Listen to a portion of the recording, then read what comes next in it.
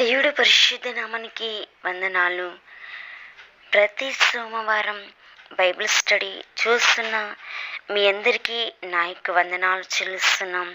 ప్రభువైన యేసుక్రీస్తు మరణం, పాత నిబంధన, కొత్త నిబంధన లేఖనాలు ఆధారంగా ఇది నాన్న యేసు ప్రభు లేఖనాలు ఏ విధంగా సెలవిస్తున్నాయో చూస్తాం.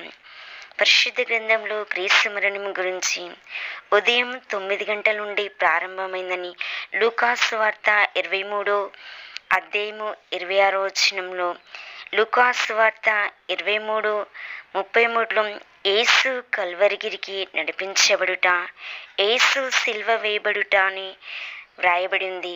ఇది కీర్తన 22 అధ్యాయము 16 వచనంలో మనకి కనబడుతూ ఉంటుంది. ఉదయం అంటే లూకాసు వార్త 23:34లో తండ్రి వీరేమి చేయుచున్నారో వీరిని క్షమించు అని యేసు ప్రార్థించుట, మరి సైనికులందరూ ఆయన చుట్టూండుట దేవుని వాక్యము సెలవిస్తుంది.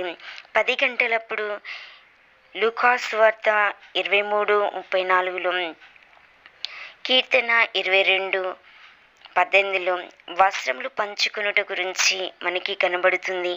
మత్తయి సువార్త 27:39 నుండి 43 వరకు, అదేవిధంగా కీర్తన 22 అధ్యాయం 6 నుండి 8 వరకు యేసును దూషించుట గురించి కనబడుతుంది. లూకా 23:35 ప్రధాన యాజకులు, అధికారులు వీడు ఇతరులను రక్షించినని హేళన చేసిరి. కీర్తన 22:12-13లో కనబడుతుంది. లూకాసు వార్త 23:39లో నిన్ను నీవు రక్షించుకొని మమ్మును కూడా రక్షించమని ఒక నేరస్తుడు అపహాస్యం చేసినట్లు దేవుని వాక్యము సెలవిస్తుంది. 11 గంటలప్పుడు జరిగిన సంఘటన లూకా 23 అధ్యాయము 40 నుండి 42, యేసు నన్ను జ్ఞాపకం చేసుకో అని వేరొక నేరస్తుడు యేసును బ్రతిమలాడుతున్నాడు. లూకాసు వార్త 23:43లో నేడు నీవు నాతో కూడా ప్రదేశంలో ఉందువు అని దేవుని వాక్యము సెలవిస్తుంది. కీర్తన 22. యోహాను సువార్త 19 అధ్యాయము 26 వచనం నుండి 27 వచనం వరకు, అమ్మా ఇదిగో నీ కుమారుడు అని యేసు చెప్పుట గురించి వ్రాయబడింది. మధ్యాహ్నం 1 గంట అప్పుడు లూకా 23:44 3 గంటలు దేశమంతా చీకటి కమ్మెను. మత్తయి సువార్త 27:46 నా దేవా నా దేవా నన్నెందుకు చేయి విడిచితివని యేసు కేక వేసెను. కీర్తన 22:1 యోహాను 19:28 నేను తప్పికొనుచున్నానని యేసు చెప్పుట.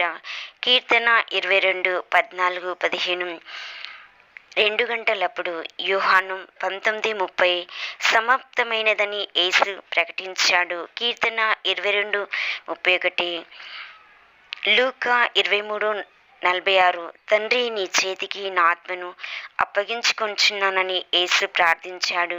కీర్తన 22:19-21 3 గంటలప్పుడు మత్తయి సువార్త 27:51 భూకంపం వచ్చుట, దేవాలయపు తెర పైనుండి 2 భాగాలుగా చినుగుట.